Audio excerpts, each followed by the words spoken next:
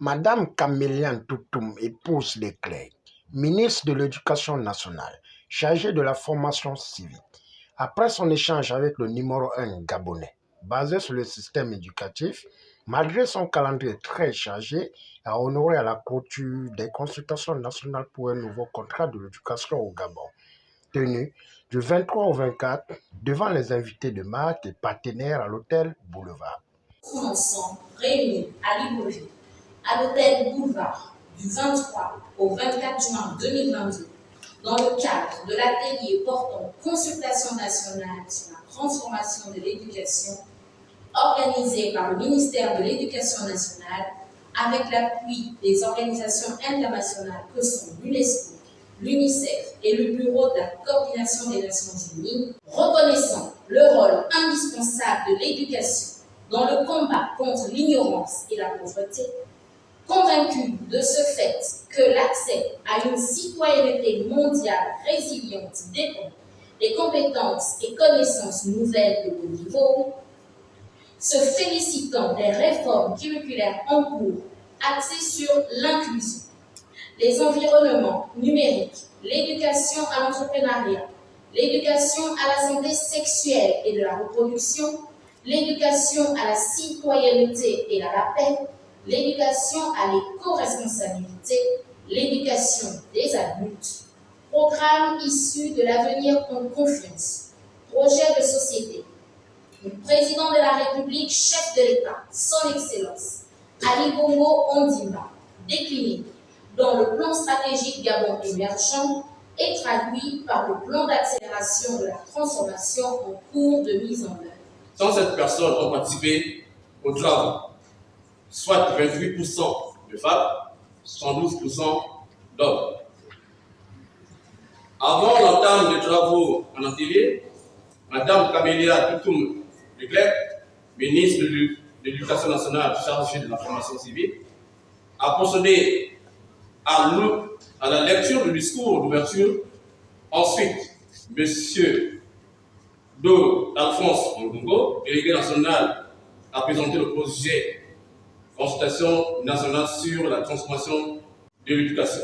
Afin d'aider les Gabons à développer une vision partagée, un consensus sur l'avenir de l'éducation et de la formation, pour renforcer les politiques et les programmes, mais l'engagement du public surtout au plus haut niveau et aussi à travers tous les pays et dans les provinces, pour aligner les actions qui sont nécessaires pour mobiliser l'ensemble des acteurs pour améliorer encore davantage le système de l'éducation et s'assurer que nos jeunes filles comme garçons sortent de l'école et de leurs études avec les compétences nécessaires pour trouver un emploi et pour pouvoir contribuer au développement durable de ces pays. Après des allocutions de M. Alpin Ngomba Mikiolo et Mme Sabrina Amassari des Nations Unies, la guest star de l'événement n'a pas taré de l'éloge envers les participants pour la qualité et pertinence des travaux pour aboutir à un résultat collectif bien réfléchi dans l'engagement de la transformation de l'éducation au Gabon d'ici 2030. En vue de l'amélioration de notre système éducatif, permettez-nous d'adresser à vous tous, au nom des plus hautes autorités de la République et en mon nom propre, les sincères remerciements pour votre participation effective, proactive et dynamique à cet atelier portant consultation nationale en prélude au sommet des chefs d'État et de gouvernement qui se tiendra à New York en septembre prochain. Que concrétise le plan stratégique Gabon émergent, le plan de relance de l'économie et le plan d'accélération de la transformation. Je voudrais aussi féliciter les experts qui ont orienté avec maestria les discussions. Mes remerciements vont également à l'endroit de toutes les personnes ayant tenu à être parmi nous pendant ces 2 jours, malgré un agenda particulièrement chargé. Vous avez été invités à réfléchir et à échanger de manière significative à l'effet d'élaborer la déclaration nationale d'engagement à transformer l'éducation au Gabon d'ici à 2030. Après des remises de parchemin, M. Janvier Nguema, ancien ministre, n'a pas hésité de donner son point de vue. Si vous voulez rencontrer un fonctionnaire dans un village éloigné, c'est un enseignant. Nous sommes ici pour travailler, regarder notre école pour avoir notre culture, parce que l'école a besoin de ça. C'est une école de compétition.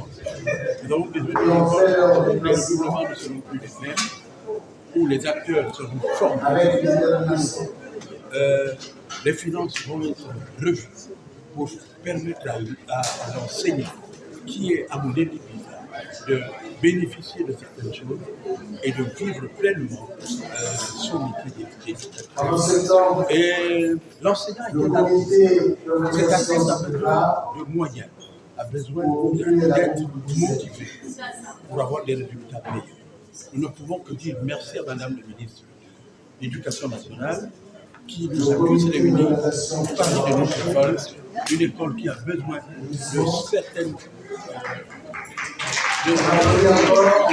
réformes, de vie et surtout. Nous notons que c'est dans une ambiance bon enfant que le rideau de ces travaux sont tombés en projetant l'avenir du système éducatif à travers cet engagement.